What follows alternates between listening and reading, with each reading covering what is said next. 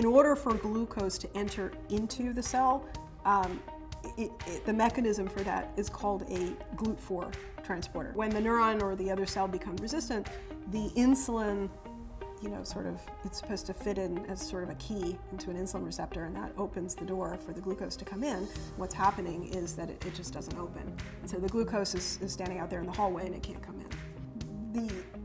This GLUT4 transporter is not all over the place. It's only in specific parts of the brain. And those specific parts of the brain are the ones that, because GLUT4 is insulin dependent, those are the areas of the brain that would be disproportionately affected. But interestingly enough, those parts of the brain are also disproportionately the ones that get affected by aging.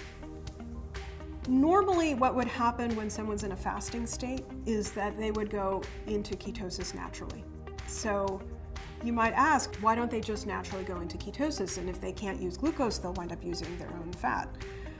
It actually blocks both pathways. It makes it hard to utilize glucose, but it also makes it hard to utilize ketones. And the reason why is that the mechanism for using ketones and accessing your own fat is a hormone called glucagon.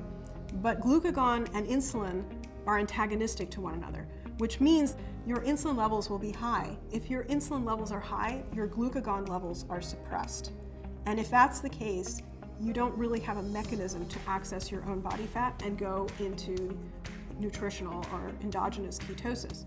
And so where I see exogenous ketones playing a particularly large effect is in breaking through that barrier where people need to go into ketosis in order to address the underlying problem, but they can't go into ketosis.